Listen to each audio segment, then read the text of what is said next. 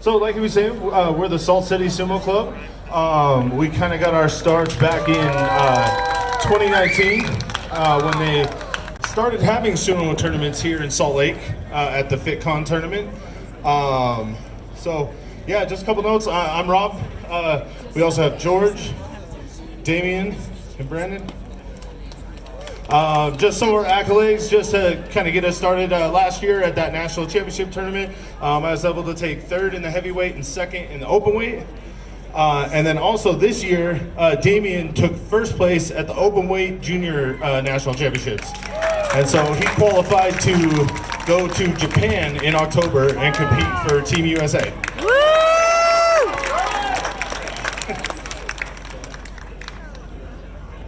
So the first thing we're gonna get going here today is we're just gonna kind of have our team do some basic warm-ups that we do. You guys may have seen, you know, some of these different exercises. The first one that everybody's familiar with is that sumo stomp. It's also known as shiko. It's just your traditional, you know, it's a really good exercise for balance and also for just kind of like getting good squat and leg exercise, but it's also kind of a ritual. And so the whole goal here is to lean over your one leg, get that leg as high as you can, bring it back down, and then squat. And kind of just do that over and over. It's actually an exercise that's worked out all over Japan. They do it for physical therapies, baseball teams do it. Also, we work with some really good leg stretches, the shinyaku, which is what just kind of some traditional sumo leg stretching, you know, very similar to a lot of stretches you're gonna see, you know, lots of athletes do. The whole goal here is basically to keep your feet as flat as you can and really get over and try and flex yourself. And so, all right. So the next one we're gonna be moving over to is the suriyashi, which is just kind of basically our shadow boxing kind of form where we're gonna shoot across and just shuffle our feet and work the regular sumo form. And then they'll also move to one after that called butsukari, which is a partnered form of this, very similar. Scoot yourself across and just kind of fire out. And while they keep going with some of this warm-ups, I'll just add to some of the facts that our MC was giving. So a little bit of history around sumo. It dates back to the 700s as far as documented, but even in that documentation, they say that it basically goes back to about 23 BC. So it's a very old sport, and if you think about the rules itself, it's pretty primal in nature. It's very king of the hill, first person to either get pushed out of the ring or get knocked down to the ground. And so because of that, it really has some origins back to before they were really documenting sports, because it really is just some of those basic sports. And also, like our MC was saying, it was originally a Shinto ritual. So it was a big ritual to promote a good harvest. And that's why when they do the sumo stomp, they're actually trying to scare some of the demons out of the ground to promote that good harvest. And then when they throw the salt, it's also a very way of purifying the ground. And then the idea is whatever sumo would win, his village was more likely to have a better harvest because of that, you know, offering that he was able to give up. And so, you know, you'll see a lot. It's one of those sports that still has a lot of those rituals ingrained still in the modern sumo era. I definitely, if you're interested, definitely look it up on YouTube. There's a lot of really great videos out there about the history. The ring itself is called a doyo.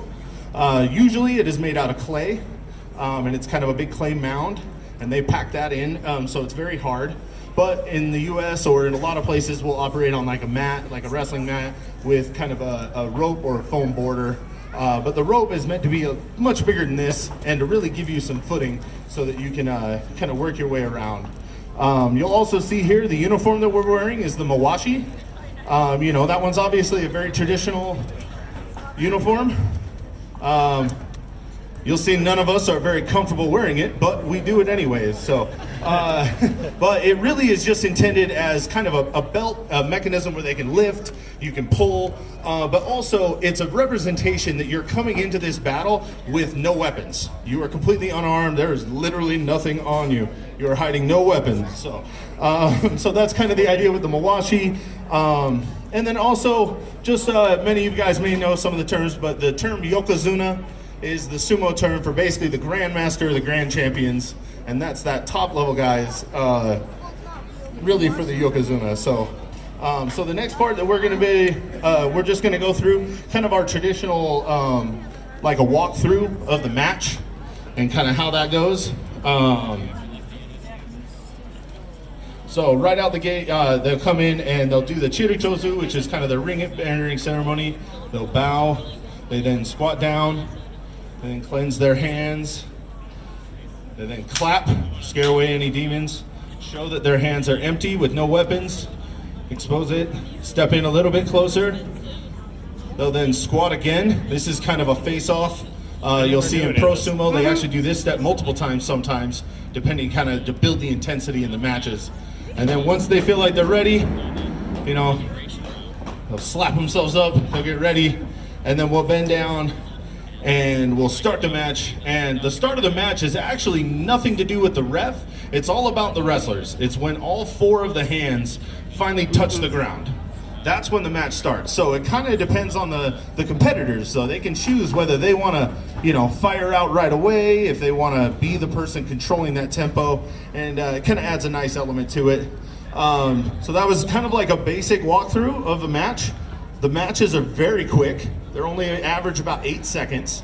And so that's, winner is going to bend down, put his hand out to the right, and the referee will then designate. And in Pro Sumo, you'll see them hand a big thing of envelopes, and that's when there was some sponsors for the match, and that guy just won a bunch of money.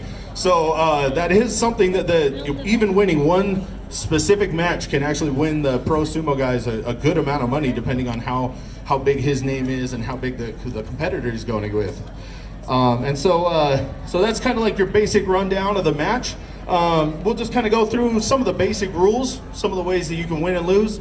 As you saw there, the most simple way to win/lose a match is by stepping outside the rope. Anything touches outside of that rope, and the person that touches automatically loses. So that's one of the big ways. The other way is essentially if anything but the bottoms of your feet touch the ground. So that can be either from a throw, that can be from a slap down, that can even be from a slap to the face. So sumo does allow for some type of striking. It just has to be open palm. And so you can, you know, potentially even slap somebody so hard they just drop to a knee and you would win the match. And that does happen in Pro Sumo. And so really outside of that, there are some little specific rules, but that's the gist of the sumo match. Is it's really an all-out brawl to either have somebody outside the ring or somebody hit the ground. And that's why the matches are so quick. They tend to go on about, 8-second average, and a long match is about 20 seconds. And that's why you'll see at the tournaments and stuff, generally a sumo tournament will just have hundreds of matches going on through the 15 days. And that's why it can get really kind of exciting to watch.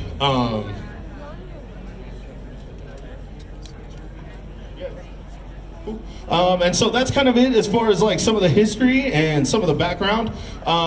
If you do happen to watch some sumo, some of the phrases and stuff that you might hear, there's a phrase that gets yelled out when the match starts. It's hakeyo. It basically just means spirit or with spirit, trying to come in and fire out. And then you will hear the ref yelling a lot of a phrase, nakata. Nakata, nakata, nakata, nakata, and it basically is him still telling the competitors that they're still in, still going, everybody's still in the match, don't stop. And so basically, if you're ever wondering, that's about the two phrases that would go.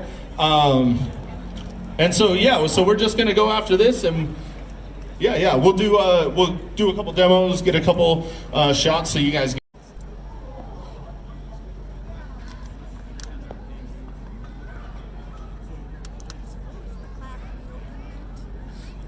The clap scares away spirits. Demons.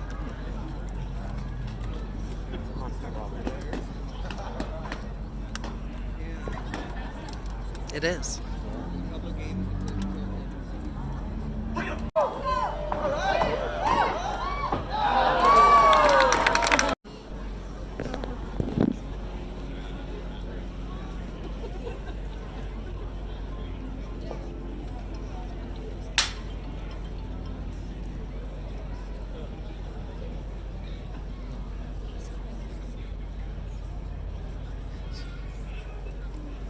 God, your camera's better.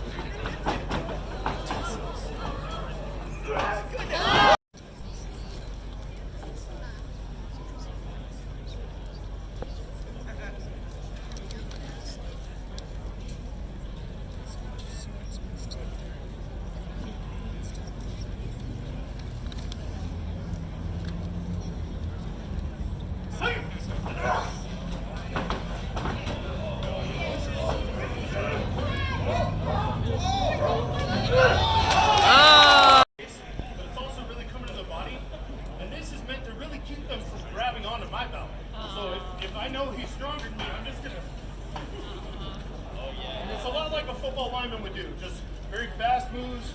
And if I wanted to get a big slap, also some of the other moves that we can do, you get a good grip on that belt. And like you were saying, there's a lot of judo moves. And so you can come right here.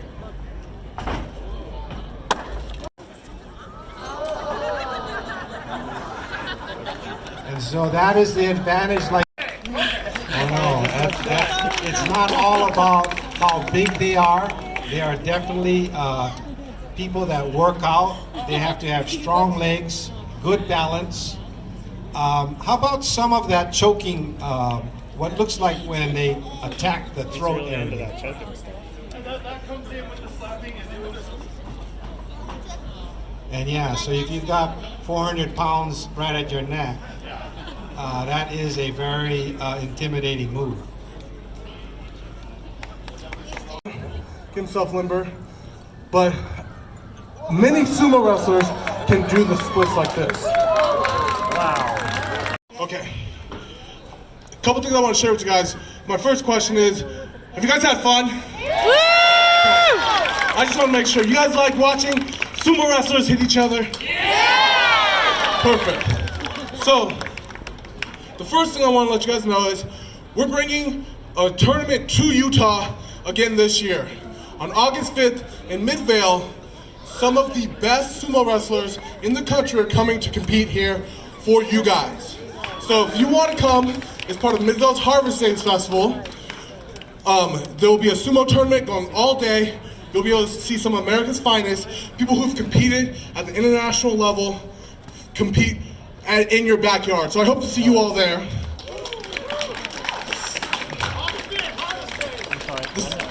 The second thing I want to share with you guys is, if you, no matter your size, if you want to come and train sumo wrestling with us, please let me know, let any of us know. We want to get you connected in as well. We have a lot of people who wrestle. We have kids who are wrestling,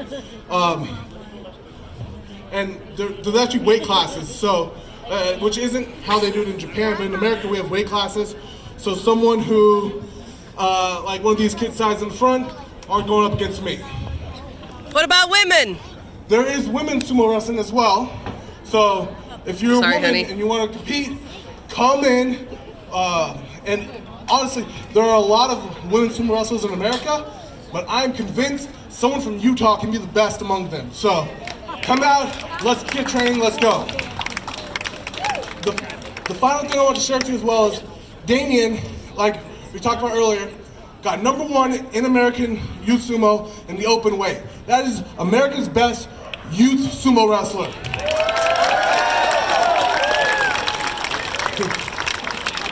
He's honestly the nicest, most humble guy on the planet, and he probably wouldn't want me saying this, but so he's going to be going to Japan.